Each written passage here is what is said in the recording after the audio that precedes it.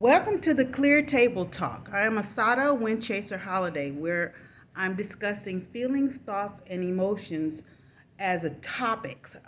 Because I am alone, I can't have a conversation, and that's okay. I just want to pose some talking points for you to ponder over and consider as you walk about your day through the land, wherever you are. If you notice behind me, I have my equipment, my massage chair, and I'm preparing for my time in the sauna after this video because it is essential to managing the stresses of life by balancing it out with caring for oneself. Because of the effects on the central nervous system, the mind body soul connection, a lot of the arrows of the day may cause imbalance and invoke negative or poor quality relationships and unhealthy thoughts, imaginations on fire, trigger temper, and mood swings based on inputs at any given time.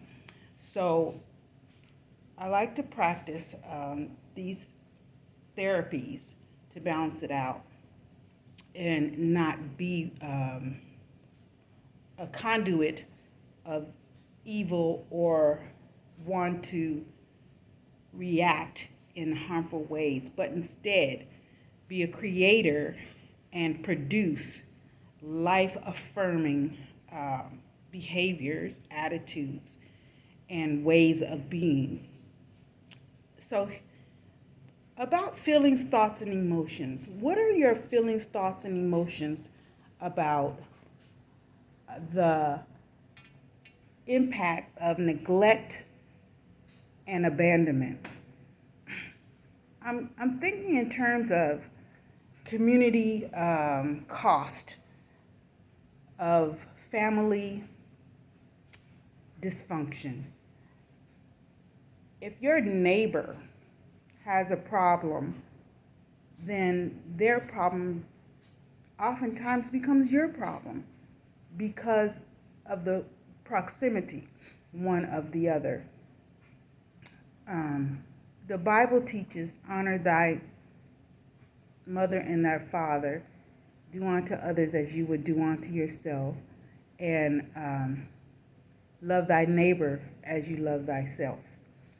So I think that is a very wise way of being, to create a community that is wholesome and happy and healthy, one person amongst the other. I've noticed that there's been a pouring out of souls into the public space. I even took a course in public health where I learned about co-occurring disorders, mental and drug abuse, and how it affects people's lives. I got to see firsthand, and not only how it impacts their life, but how their life affects the community, which transforms into a new nation, because it's just like a domino effect, one to the other. So neglect and abandonment, I have discovered, are the core causes of a lot of these infirmities. And here I am, because these are transparent issues, not on the surface of anything. And I still wear my mask, by the way. I don't know if any of you do. I kind of agree with the mask mandate as being a way of life in these times, with all of the impurities in the air, and the fight for environmental health. They help. I think they're not a bad idea. The only problem is they cause bumps here, and you don't get air to your skin, so you get irritation having these things on your face. So, um, what I've done as of yesterday, um, and I hope to continue to participate in Mary Kay's facial spa day, and I'm buying some of their products from a former co-worker of mine who worked with me alongside with me at Project Return Peer Support Network in collaboration with the Los Angeles Department of Mental Health for about, I don't know, 10 years or plus. Um, so here I am at the Clear Table Talk.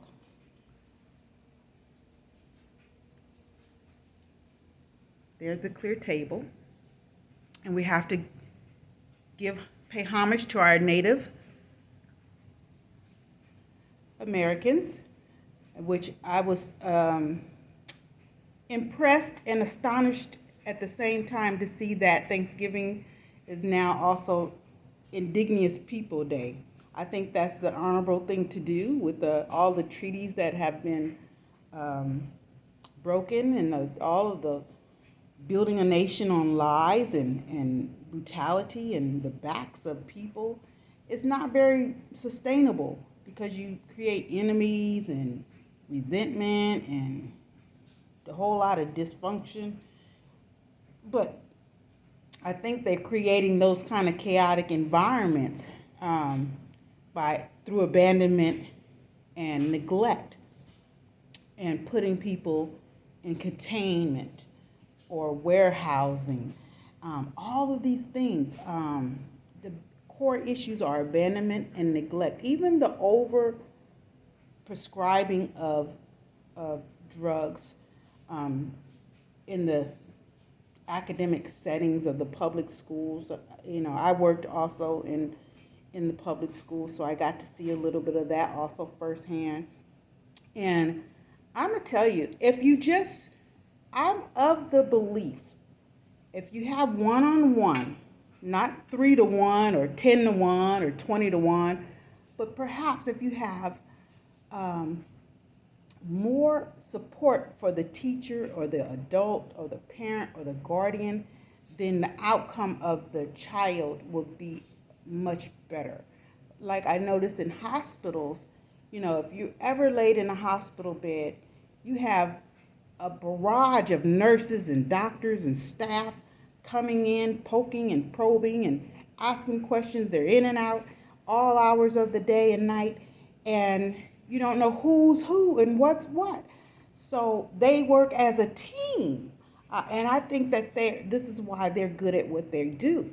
They function and they have a system, and I think the best way to serve an infirmity that is caused by neglect and abandonment is to have a secure system and a team effort so that no one individual is overwhelmed, overburdened, which leads to an abusive situation or a harmful situation through neglect and abandonment. Um, People, let's try to pay attention, have active listening skills to our peers, our family, our neighbors, and our community, and be vigilant in our activities. I recycle. Well, I participate in recycling to keep our planet healthy. I know we're faced with a lot of trying to, the ozone hole and the ozone layer. That's neglect and abandonment. These old pipelines that have been dug out and then left abandonment and neglect, but they're spewing these methane gases or these toxic waste into the air, which causes us to have to wear these, or it was so funny because one woman who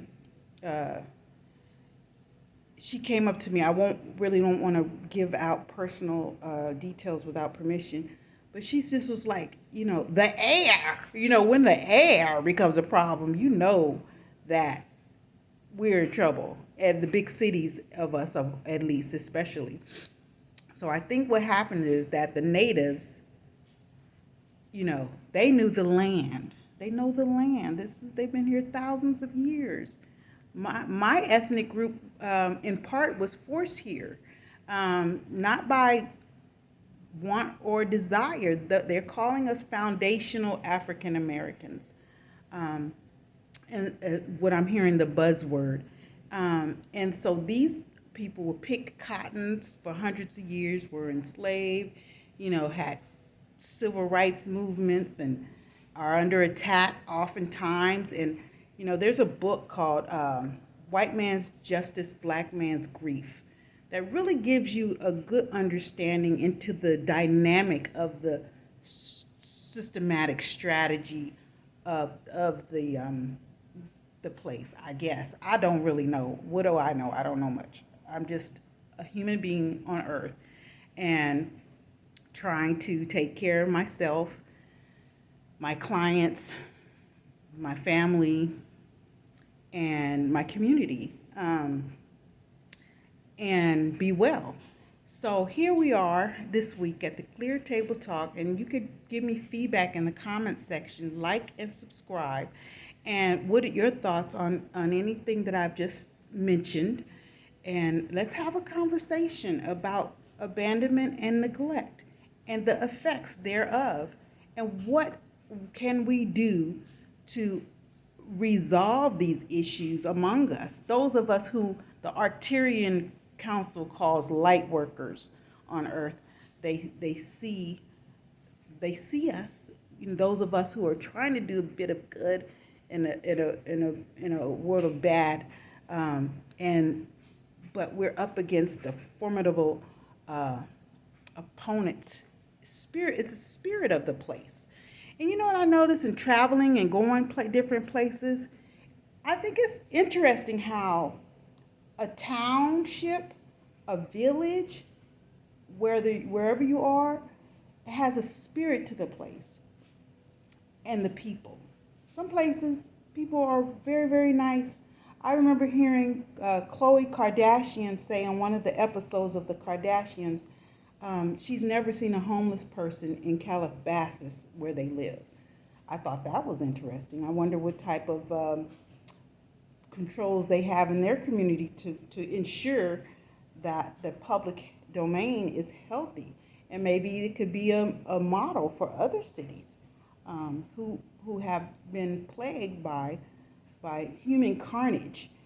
I think these things are, I call them, as myself, I experienced being unhoused for about a year and chronically homeless for a lifetime. I have never fully felt comfortable, at ease, and at home at any time, any place, anywhere, ever. But I think that these ailments that plague our public space begin in the private space through neglect and abandonment. If you would just take the time out. I thank you for everyone who's taken the time out with me to talk to me, to understand me, to educate me, my former teachers, mentors, spouse, boyfriends, girlfriends, community members. I walk with the attitude of gratitude, and I hope for grace and mercy. I am not without fault. I am perfectly imperfect, and it's so funny because I think that too, like Barack Obama's mother in this book, The Audacity of Hope. I think he speaks about how she took him and raised him in another country, and in Hawaii also, and I think Taiwan or somewhere like that, for the fact that this land is too punitive, too draconian, and too evil intention and non-forgiving for any behavior that's not their approval, even through teenage years when kids are still formulating their character and developing their personality and determining who they want to be in the world. And that's a time, especially where grace and mercy should be allowed and favored. And I think that the harshest punishments are just, I don't know, barbaric and so wrong. I don't believe in anything that is harmful. I not willingly or knowingly. Um, Here at the Clear Table Talk, we want to promote life affirming feelings, thoughts, and emotions in a safe space in which to express oneself in a transparent way. This is why it's the Clear Table Talk. And have some flowers throughout your day. You know, I keep flowers in my midst because I realize that I am of the blooming form of life, you know, and I too get pruned and grow seasonally. So would you grow with me and give me feedback about abandonment and neglect? And what can we do to turn the tide? I know that there are organizations, associations, and societies out there like United Way is one. I remember doing charity work there. And it was such an experience that I'll always remember. Also with I've done a lot of charitable work and volunteering in the community over the years as well in different aspects. And it's so fulfilling when you take out profit from the equation and you focus on purpose. You find it to be such a fulfilling experience. Ta ta.